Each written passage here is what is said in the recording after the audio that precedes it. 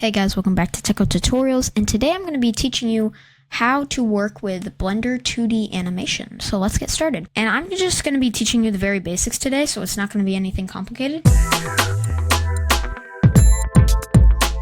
And as you can see, I got my little cursor for drawing and stuff, and I'm just going to be basically doing a simple stick figure drawing. So let's get started. So as you can see at the bottom, we got the timeline down here, which shows you your timeline of the animation. And so I'm on frame 1. And so when you go to frame 2, that basically means you're going to the next step in your animation, or next move in your animation. So as you can see, I'm gonna draw my stick figure. I'm not great at drawing on the computer, but here's my stick figure. And then when I go to frame 20, because if I press play, then you can see it's going by really fast. So I'm just going to go to 20. And even though my drawing is still here, I can just draw the next face of where it's going to go.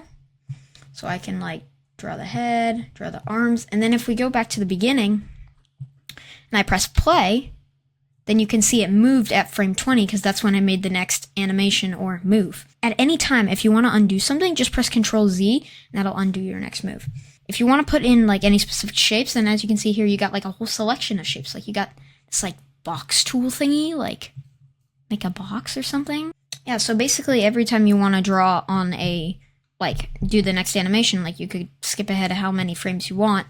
And then you can for example, if I want to move the stick figure even further, then I can just draw another one with a blocky head, question mark. And then it'll move again. So watch, my box gets added in and then it moves again. But the reason why the box didn't stick there was because only on frame 2 was there a box. So frame 3, I didn't draw a box, so there's going to be no box. And that's kind of what you have to do sometimes. So then, if you want on frame 3, if you also want there to be a box or for it to last longer, then you can do that. And so at any moment, if your camera gets messed up, for example, if I press the middle mouse button and then it goes to this weird 3D mode, to reset your camera, you just gotta press 0 on the numlock pad or the number pad. And if you want to erase something, you want to make this more straight, then you can use the erase tool, which is right over here in the corner. So then you'll can erase and maybe even make some cool textures with the erased drawing or whatever. And that's basically the basics of all this. So as you can see at the bottom of the timeline, it's a lot more complicated. So if you put in an animation every time into one frame, then it's gonna get a result that's like this. And as you can see, as it plays, it's kind of almost being drawn every single time, if you get what I mean.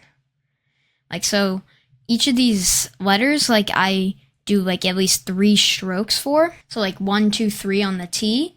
And then I just draw the T again and then add the E, and then it takes a bit.